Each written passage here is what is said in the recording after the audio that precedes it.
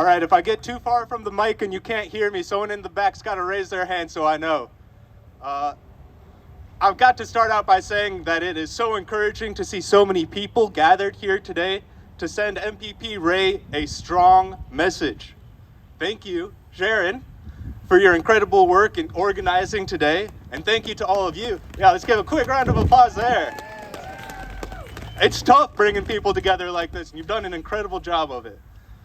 Thank you to all of you for coming out today, showing up, filling this space with bodies to send a strong message that we will not stand for a bill that benefits few at the cost of many. Right on. As Sharon said, my name's Sunil and I farm on rented land just south of Hamilton, and I'm also part of the staff at the National Farmers Union Ontario. The provincial government desperately wants Ontarians to believe that to achieve more homes built faster, Bill 23 is necessary to reduce red tape for developers, overhaul our key planning processes like the growth plans, the Greenbelt Act, and the Provincial Planning Act, and expand our urban boundaries.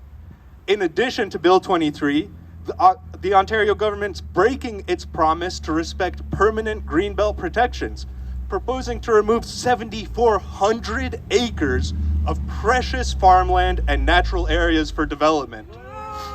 Ooh! The Premier insists these changes are necessary to solve housing supply shortages and the affordability crisis. He is being disingenuous, and he is wrong. The National Farmers Union Ontario believes that Bill 23 and the select removal of Greenbelt land from protection is only beneficial for developers and land speculators.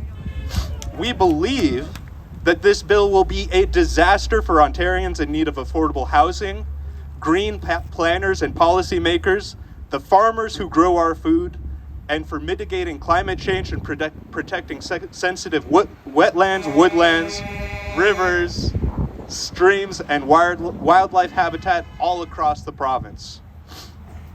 Now, I'm here today as a farmer and a representative of the NFUO to talk about the concerns we have with this bill, specifically from the farmer perspective. And I'm going to focus specifically on the threat Bill 23 poses to our farmland, our natural systems, including our wetlands, woodlands, and waterways, and to our democratic planning process. Bill 23 will make farming in Ontario more precarious and pave over irreplaceable farmlands. We are already losing 319 acres of farmland every day to development. Bill 23 is a farmland grabbing accelerant. It is a means to speed up corporate control of land, further increasing land prices. We are seeing 4,700 acres of prime farmland in the Duffins Rouge Ag Preserve on the chopping block, along with the forced urban boundary expansion in Hamilton, Ottawa, Peel, and York. This immediate farmland loss, along with the proposed deregulations in Bill 23, poses a major threat to our irreplaceable farmlands.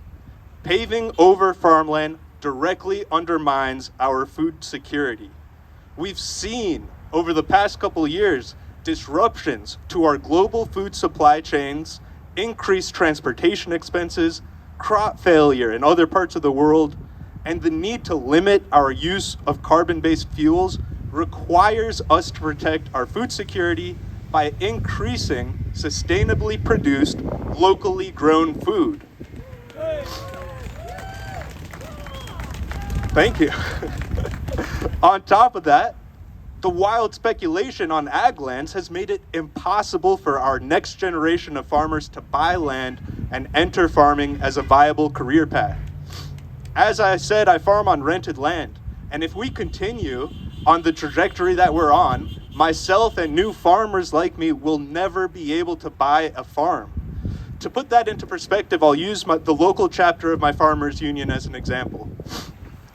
Every year, our membership shrinks by 1 to 2 farmers who have either retired or passed away. Over the past couple years, we haven't added a single new farmer. The picture paints itself there. If we keep driving up the price of farmland by opening it up to be paved over, we won't have enough farmland to feed ourselves, and we won't even have anyone to farm the little remaining land.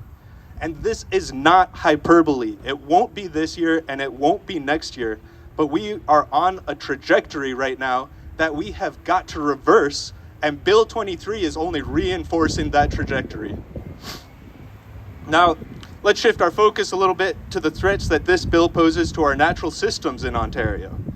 Thriving natural systems are instrumental to a healthy ecology that makes growing abundant and nutritious food possible. In particular, our wetlands, woodlands, and water systems play a vital role in buffering our extreme fluctuations in temperature and droughts we are now seeing every season.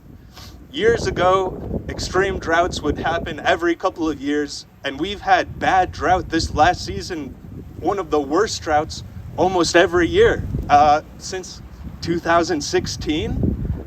It's a serious problem, and we've got to protect these natural systems that are instrumental in recharging our water systems, promoting natural habitat, the wildlife pollinators that we rely on our farming systems, and more.